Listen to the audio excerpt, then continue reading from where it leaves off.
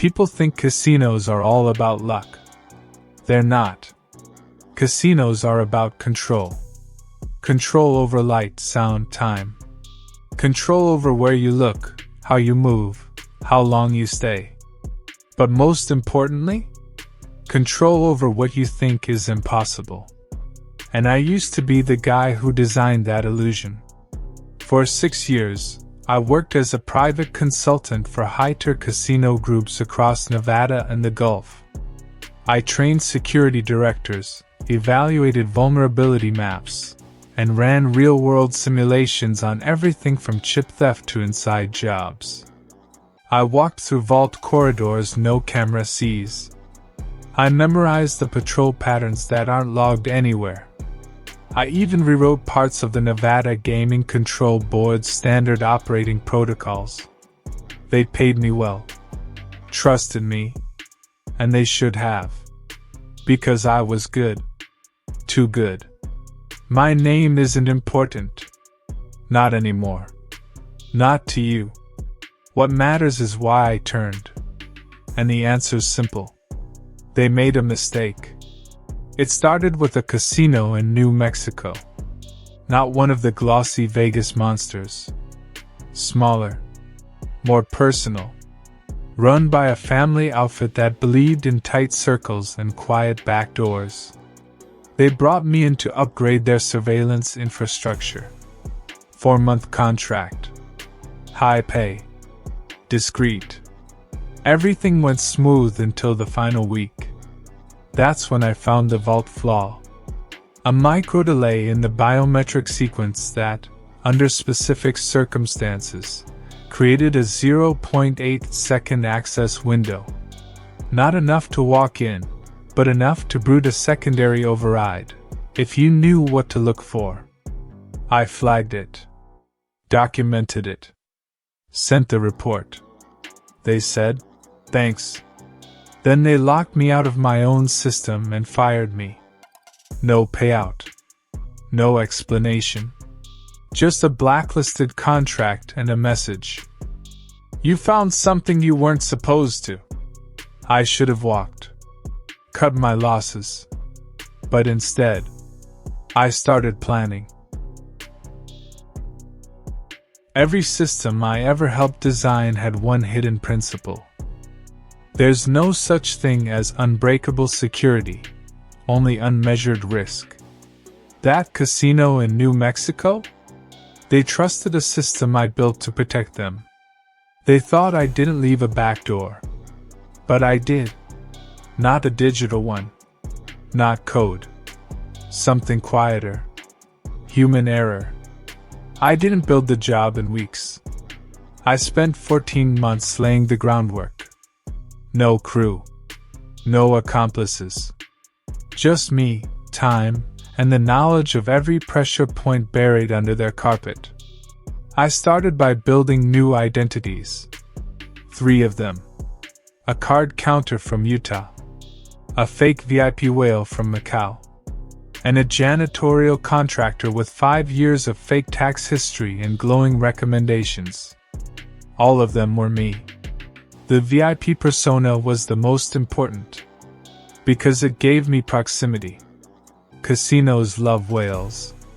They'll fly you in, comp your room, even give you private table space, if you lose loud and often. So I created a legend. Built an online trail of poker tournaments, social media flexing, and crypto gains that looked just unstable enough to feel real. I wired a $400,000 deposit from an offshore account registered to a shell company I created 2 years earlier for an unrelated job in Prague. That got their attention.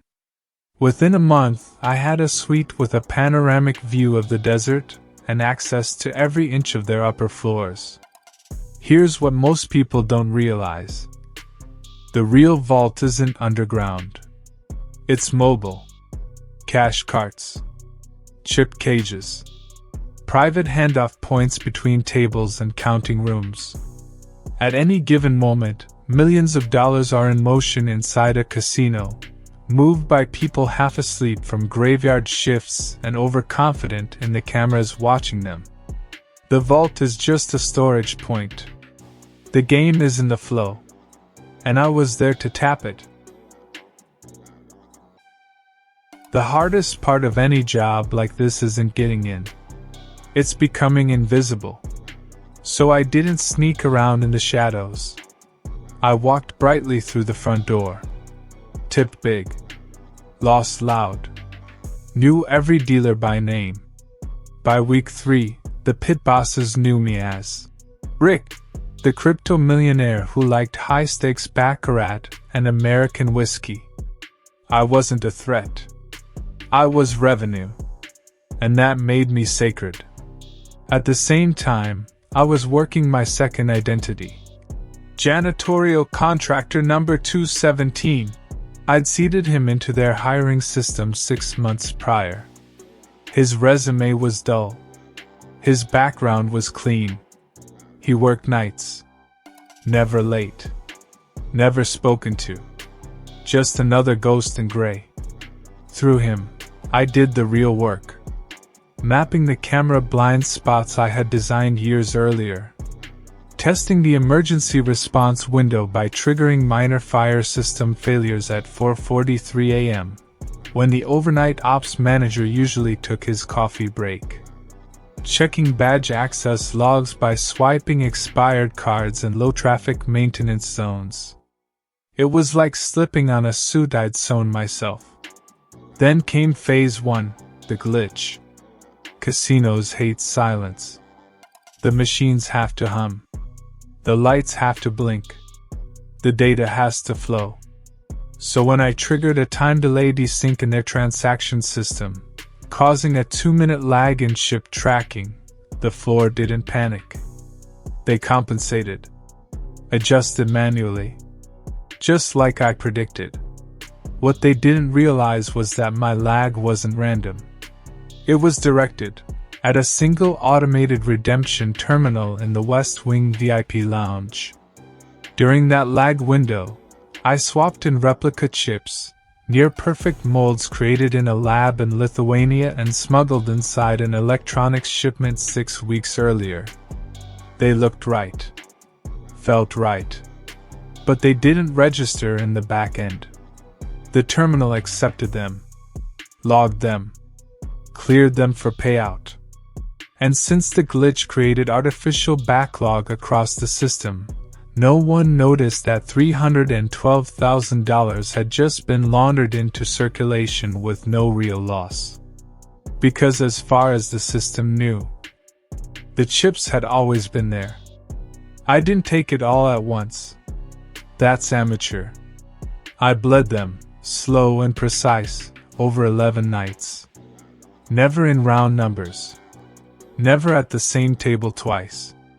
Each cash out split across different personas. 100,000 here. 80 there. And the rest? Reinvested through third-party slot machine cycles to scrub the trail clean. It wasn't flashy. But it was perfect. Until the final night. When something changed. Night 12 should have been routine. Same time. Same floor. Same machines.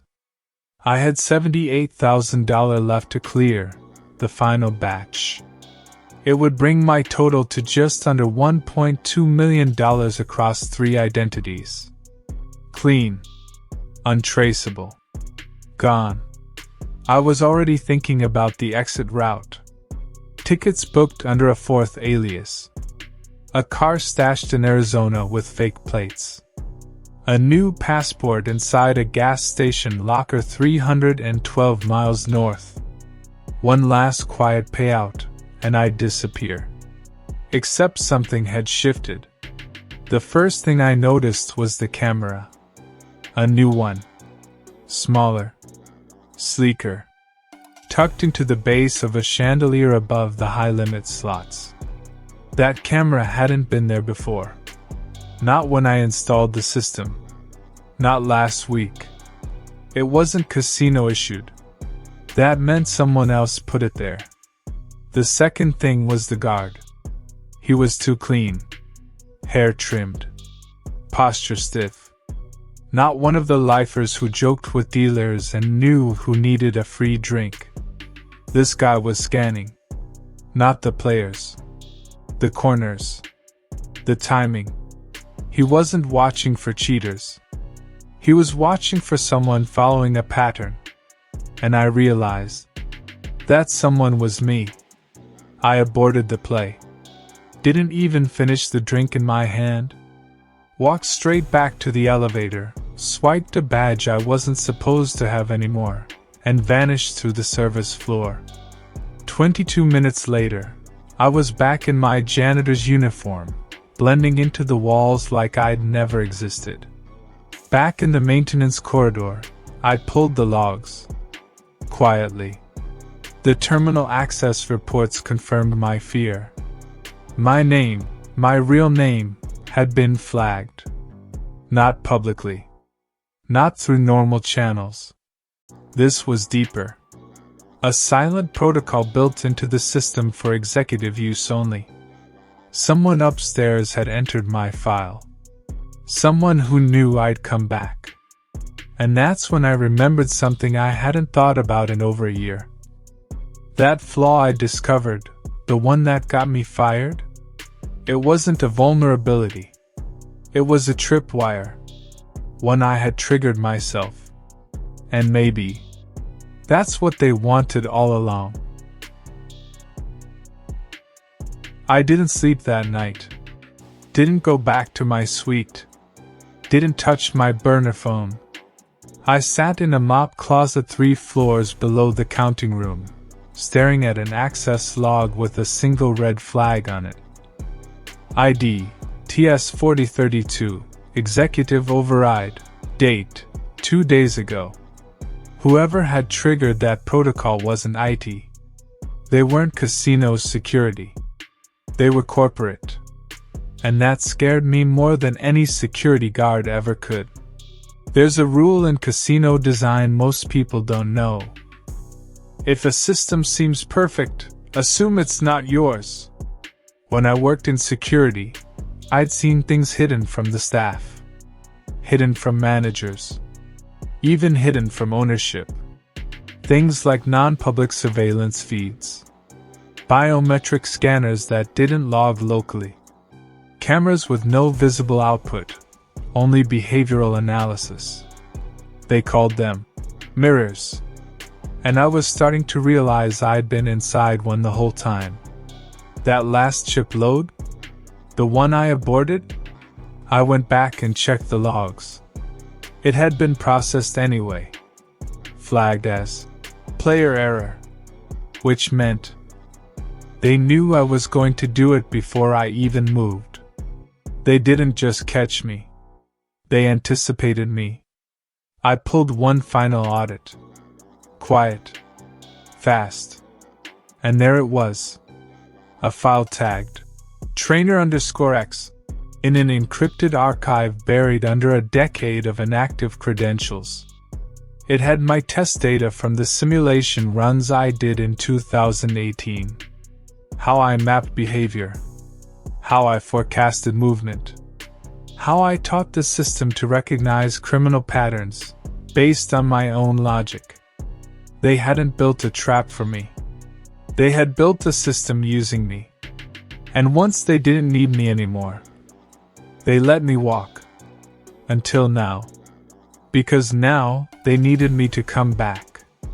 To test the system. To validate the trap. To run the program like only I could. And prove it worked. I stayed exactly 36 more hours. Didn't take another chip.